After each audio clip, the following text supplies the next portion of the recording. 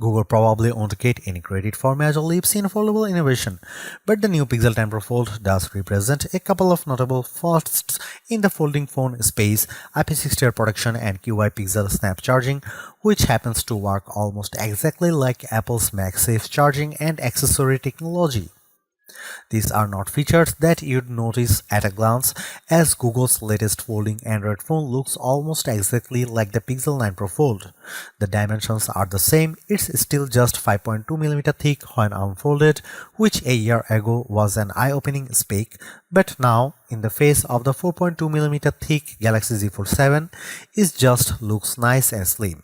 The materials, which include multi-alloy steel, aerospace grade aluminum, and Corning Gorilla Glass Victus 2 are unchanged. This is unquestionably not the same Pixel Fold as last year though. Google has re-engineered the hinge so that it's now gearless and apparently fully sealed, protecting it not just from water incursion but dust. This might be the first foldable that's safe to take to the beach without of a case. The hinge is also incredibly smooth in use. If anything, the magnet holding it closed feels slightly less intense than those on the Galaxy Z Fold 7. And while the 8-inch Super Extra Flex screen is still 8 inches, it's the cover screen that's gotten the more noticeable upgrade. The bezels are now slightly thinner, which makes the Super Extra display larger at 6.4 inches. Interestingly, the Galaxy Z Fold 7's cover screen is at 6.5 inch larger, but side by side the Pixel 10 Pro Fold's cover display is wider, with more pixels, which means the virtual keyboard on the Pixel is more usable. Design-wise, the Pixel 10 Pro Fold maintains the aesthetic appeal of its predecessor, with the folded device being almost indistinguishable from a standard flagship phone, except that one side features curved corners and the hinge side is more squared off. It still feels good in the hand and not heavy, although at 258 grams it's not a lightweight when compared directly to the 215-gram Galaxy Z Fold 7. Initially, the camera array on the back appeared unchanged to my eye, but then I noticed some subtle differences. The lens openings are slightly larger and are surrounded by a thin polished chamfer, which gives the array a slightly more upscale look. Google has also upgraded its logo on the back. It's larger and has a reflective finish. Unfolded, there's virtually no difference between the Pixel 9 Pro Fold and Pixel 10 Pro Fold. Last year, I marveled at how the Pixel Fold 9 could unfold completely flat. This year, I simply expect it, but because of the large camera array, though it still doesn't lie flat on a table, a feature it shares with the Galaxy Z Fold 7. There's still a large-ish punch hole in the 8-inch main display for the 10-megapixel camera, and the bezels are about the same thickness as before. The screen, though, features new materials to help it better withstand impact, although perhaps fortunately I wasn't able to test their effectiveness, as I managed not to drop the phone during my brief hands-on time. Both displays are brighter than ever thanks to their 3000 maximum nits level, which should make the Pixel 10 Pro Fold excellent for outdoor direct sunlight use. I'll let you know when I get the chance to take a review unit outside. The large 8-inch Super Extra Flex display is not only bright, it's sharp, clear, and with a smooth motion. The crease is barely noticeable. It does have a camera punch hole, but I don't imagine that will be very distracting for most activities.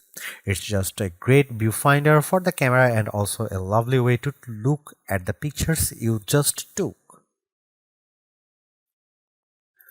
The triple camera array specs are virtually unchanged from last year. They are 48 megapixel main wide-angle lens, 10.5 megapixel ultra-wide, 10.8 megapixel telephoto. Selfie cameras are 10 megapixel on cover display and 10 megapixel on main display. While the Galaxy Z Fold 7 appears to have the Pixel 10 Pro Fold beat in most aspects, the later phone has the upper hand when it comes to optical zoom. The Galaxy Z Fold 7, much to my dismay, tops out at 3x optical, while the Pixel 10 Pro Fold delivers 5x with at 10.8 megapixel, a slightly higher pixel count.